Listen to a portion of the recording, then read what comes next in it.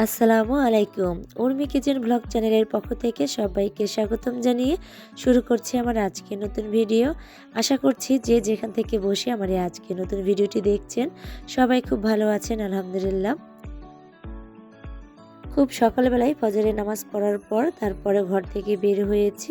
আমি তো গরুর খামারে, কবুতরের খামারে গিয়েছি। তারপরে হাঁসগুলোকে ছেড়ে দিয়েছি, মুরগিগুলোকেও ছেড়ে দিয়েছি। আর এখন আমি চুলার পাড়ে চলে এসেছি রান্না-বান্না করার জন্য। যেহেতু চুলার পাড়টা লেপ নেই, তাই রান্না করার আগেই আমি চুলার পাড়টা আগে লেপ দিয়ে নিচ্ছি। তারপরে রান্না-বান্না শুরু করে দেব। ভাবলাম যে রান্না করব তার আগে একটু লেপ দিয়ে নিচ্ছি, যেহেতু সবাই ঘুমিয়ে আছে, এখনও ঘুম থেকে ওঠেনি। ওঠার আগেই আমি রান্নাবান্নাগুলো শুরু করে তারপরে শেষ করতে পারবো। তাই ভাবলাম চুলার পাড়টা লেপ দিয়ে নেই, যেহেতু আপনাদের ভাইয়া বাড়িতে আছেন, তো ৩ বেলাই কিন্তু রান্নাবান্না চলবে। তাই ভাবলাম যে লেপ দিলে রান্না করতে এখানে খুব ভালো লাগবে, আর সব কিছু পরিপাটি পরিষ্কার ফ্রেশ মনে হবে, আর রান্না করতেও ভালো লাগবে। যেহেতু এই জায়গাটা আমার মাটির একটু বেশি করে নেওয়া হয়েছে, যার কারণে লেপটা একটু বেশি করেই দিতে হয়, আর এই জায়গাটা নষ্ট হয়ও বেশি, যেহেতু পাতা-টাতা দিয়ে রান্নাবান্না করি, যার কারণে এই অবস্থা। তো ২-১ দিন পর পরই তো আমি লেপ দিয়ে নিই, সবাই তো জানেন। আর লেপ দেওয়ার পরে কত সুন্দর লাগে সেটা তো দেখেই নিয়েছেন। আমি তো সকালের নাস্তা রান্নার করার জন্য প্রস্তুতি নিয়ে নিয়েছি। বাটা মসলা উপকরণ সব বেটে নিয়েছি, আর পেঁয়াজ কাঁচামরিচ কেটে রেখে তারপরে ঘরে চলে এসেছি। আমি তো আপনাদের ভাইয়া রেশন নিয়ে আসবে, তাই কোনো বাজার করিনি, বলতে ডাল, আটা, তারপরে তেল কিনিনি। তো যা ছিল সেটাই দিয়েই আমাদের চলে গেছে। আর এখন আমি রেশনগুলো বের করে নিচ্ছি। এখানে ৮ কেজি তেল নিয়ে এসেছে, আটা আছে, আর ডাল আছে, চিনি আছে, সব কিছু কিন্তু নিয়ে এসেছে।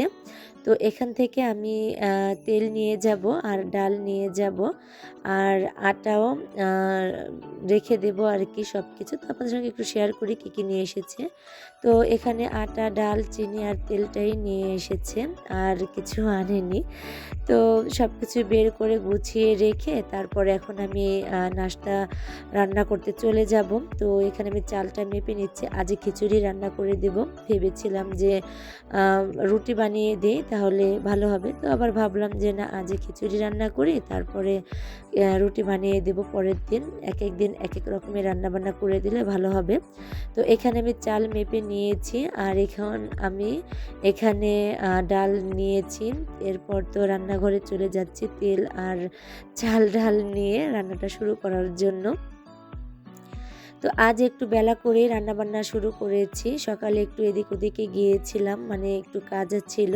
সে কাজগুলো কমপ্লিট করেছি। ওই যে বললাম যে সবাই যেহেতু ঘুমিয়ে আছে, নাস্তা করতে একটু সময় লাগবে। তাই আরকি একটু বেলা করেই রান্নাবান্না শুরু করে দিচ্ছি। এরই ফাঁকে অন্যান্য কাজ কমপ্লিট করে নিয়েছি। তারপরে তো এখন আমি চাল ডাল মিশিয়ে নিয়েছি, আর এখন আমি পানি দিয়ে ভালো করে ধুয়ে পরিষ্কার করে এই চাল ডাল ধোয়া পানিটা আমি গরুর যেই পাতিলার মধ্যে খাবার গরম করি, রান্না করি, সেটার মধ্যে এই যে এখন পানিটা নিয়ে রেখে দিচ্ছি। তো প্রতিদিনের মতো আমার সকল প্রিয় আপু ভাইয়াদেরকে মনে করিয়ে দিচ্ছি এবং রিকোয়েস্ট করে নিচ্ছি, ভিডিওর শুরুতে যারা লাইক দিতে ভুলে গেছেন প্লিজ ছোট করে একটা লাইক দিয়ে দিবেন। আর আমার চ্যানেলটিকে যারা এখনও সাবস্ক্রাইব করেননি, আমার আজকের ভিডিওটির কোনো অংশ ভালো লেগে গেলে সাবস্ক্রাইব করে পাশে থাকার বেল আইকনের অল অপশনটি প্রেস করে আমার পাশে থেকে যাবেন। এরপর তো চুলাটা কিন্তু এখনও শুকায়নি, আর পাশের চুলায় যেহেতু গরম আছে, গতকালকে রান্না করেছি, তো ওটা শুকিয়ে গেছে। আর এই চুলাটা এখন আমি এই যে জালটা ধরিয়ে দিয়েছি, আর এখন রান্না করতে করতে চারদিকটা এবং চুলা সহকারে শুকিয়ে যাবে। কড়াইটা ধুয়ে পরিষ্কার করে তারপরে চুলায় বসিয়ে দিয়েছি। আর এখন পানিটা একটু শুকিয়ে আসলে আমি এখন পরিমাণ মতো তেল দিয়ে দিব। এই যে আমি পরিমাণ মতো তেল দিয়ে তারপরে এখন পেঁয়াজ কাঁচামরিচ যে কেটে ধুয়ে রাখা ছিল, তো সেটাই এখন আমি দিয়ে দিয়েছি। এখন ভালো করে নেড়েচেড়ে বাদামি কালার করে নেব।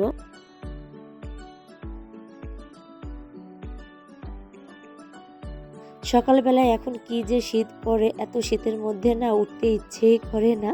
তারপরে নামাজ পড়ার পর মনে হয় কি আবার একটু লেপের মধ্যে গিয়ে শুয়ে থাকি। আজই কিন্তু তাই করেছি। নামাজ পড়ার পরে তারপরে কিন্তু একটু শুয়েছিলাম, যার কারণে উঠেছি একটু বেলা করেই। তারপরে তো আবার ওদিকে গিয়েছি, মানে হাঁসটাকে দিতে গিয়েছি, একটু কাজে ছিল। প্রতিবেশী ভাবিদের বাড়িতে একটু গিয়েছি। তো সেখান থেকে এসেই কিন্তু সকালে কাজ-বাজ শুরু করে দিয়েছি। তো এরপর আমি এই যে রান্নাবান্না তো করছি। এখানে আমি সমস্ত মশলা উপকরণ দিয়ে ভালো করে আমি কষিয়ে নিয়ে চাল ডাল দিয়ে এখন আমি ভালো করে নেড়েচেড়ে একটু ভেজে নিয়েছি। আর এখন আমি পরিমাণ মতো পানি দিয়ে নিচ্ছি। চুলার জালটা তো জ্বলছে, তো এরই ফাঁকে আমি এখন সবজি বাগানে চলে আসছি। এখানে তো ধনেপাতা বড় হয়েছে, তো সেখান থেকে কিছু ধনেপাতা তুলে নিয়ে যাব।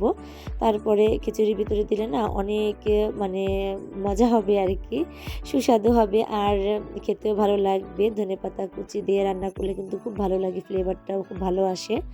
এরপর তো আমি ধুয়ে পরিষ্কার করে তারপরে দিয়ে দিলাম। আর আমি কিন্তু জলপাই দেব, জলপাই দিয়ে রান্না করলে আমার কাছে কিন্তু ভীষণ ভালো লাগে, তাই অনেকগুলো জলপাই আমি দিয়ে দিয়েছি। যেহেতু চুলায় রান্নাবান্না করছি, তো আগুনের কাছেই বসে আছি, তো শীতটা একটু কম মনে হচ্ছে, আর বাইরে বেরোলেই তো অনেক শীত। এরপর তো দোতলা ঘরে চলে এসেছি। এখানে আমি আবার আপনাদের ভাইয়ের জন্য কিছু ডিম রেখেছি, মুরগিতে যে পেড়েছিল। তো লাস্টে কিন্তু এখন আর পারছে না, তো কিছু ডিম আমি গুছিয়ে রেখেছিলাম, তো সেটাই এখন আমি সেদ্ধ বসিয়ে দেব। আর এখন আমি এখান থেকে ডিম নিয়ে যাচ্ছি। ফ্রিজে আর রাখিনি, যেহেতু ২-১ দিনের মধ্যেই আমি ডিমটা গুছিয়ে নিয়েছি, তাই ফ্রিজে রাখিনি। এই চালের মধ্যেই রেখেছি। এর মধ্যে রাখলেও কিন্তু ডিম ভালো থাকে, আর ফ্রিজে রাখলে তো আরও ভালো থাকে। তো আমি আর ফ্রিজে রাখার প্রয়োজন মনে করিনি। তো চালের মধ্যেই রেখেছি, আর এখন ডিমগুলো নিয়ে এসেছি। এনে তারপর এখন খুব ভালো করে কয়েকবার আমি ধুয়ে পরিষ্কার করে নিয়েছি। তারপরে এখন আমি সেদ্ধ বসিয়ে দেব।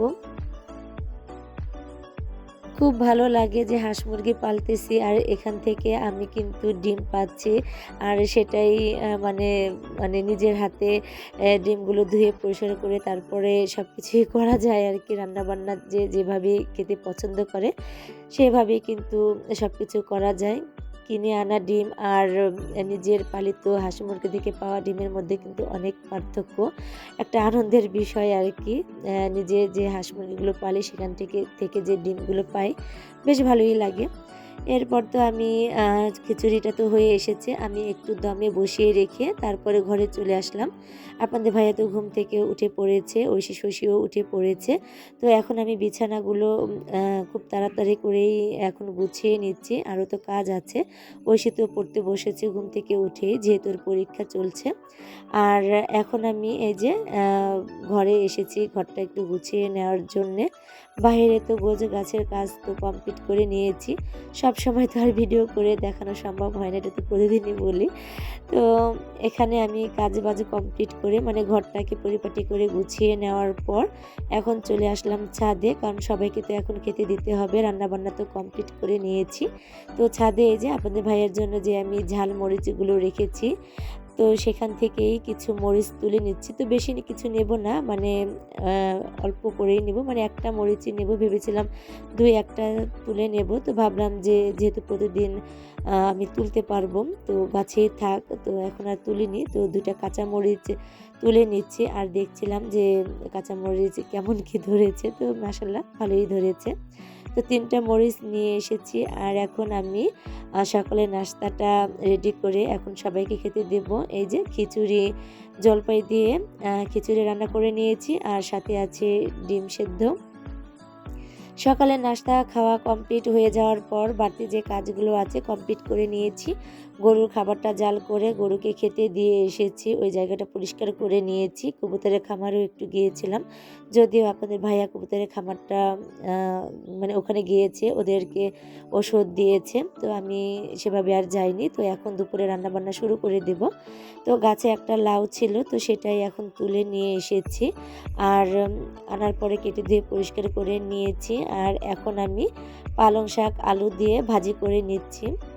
তো প্রথমে আমি আলু এবং শাকটা সেদ্ধ করে নিয়েছি পেঁয়াজ, কাঁচামরিচ, লবণ দিয়ে। আর এখন আমি তেলের মধ্যে রসুন, পেঁয়াজ দিয়ে আমি শাকটা বাগার দিয়ে তারপর নামিয়ে নিয়েছি।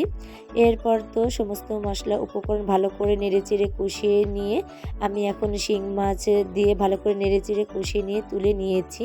লাউ দিয়ে শিং মাছ আমি ঝোল করে নেব। তো এখানে আমি মাছটাকে কিন্তু খুব সুন্দর করে কষিয়ে নিয়েছি।